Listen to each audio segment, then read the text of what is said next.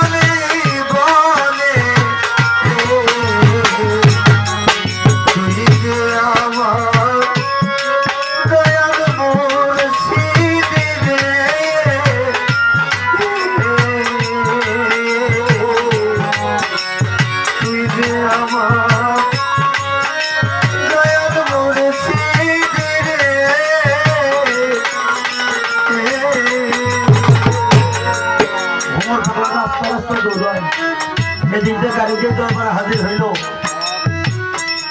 ভক্তদেরকে দেখে মুর্শিদ সুলতান ঘর থেকে বাহির হয়ে আইছে। সমস্ত ভক্তদের কাছে জিজ্ঞেস করে, কিরে বাবা, তোরা সবাই আসলে আমার ভ্রমণকে দিয়ে আসলি?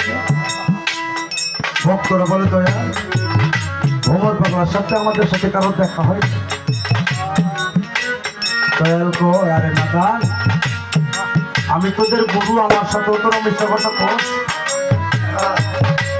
মনের মধ্যে একটু কষ্ট নিয়ে আবার হুজরা ঘরের মধ্যে গিয়ে একটা চাদর মধ্যে দিয়ে টান টান হয়ে শুয়ে রয়েছে, কারোর সাথে কথা বলে না। পাগলের মতো পাগল ভ্রমর পাগলা দৌড়িতে দৌড়িতে দরবার আসলো। আইসা চতুর্দিকে মুর্শিদকে খোঁজে দেখে না, দৌড়ে গেল ঘরের মধ্যে যাইয়ে দেখে একটা চাদর মধ্যে দিয়ে টান টান হয়ে শুয়ে রয়েছে। তখন পায়ের মধ্যে ভক্তি দিচ্ছে, মুর্শিদ তুলাসান উফ কই একটা ডাক দিয়েছে। যখন একটা ডাক দিচ্ছে, নাড়াচাড়া খাইয়া পায়ের উপর থেকে কাপড়টা সরে গেছে, চাদরটা সরে গেছে। দেখে যে মুর্শিদের পায়ের তলা ফাইটা ফোটা ফোটা রক্ত জমিনের মধ্যে পড়ছে। দেখে পাগল হয়ে গেল।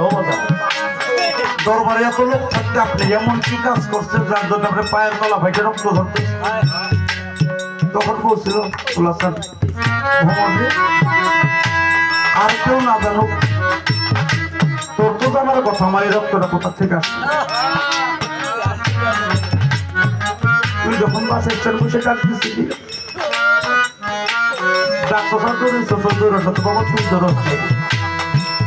ওই ধরনটা আমি ধরেছি, তাই পাকার খসায় খসায় আমার পায়ের তলা ফাইটে রক্ত ধরছে।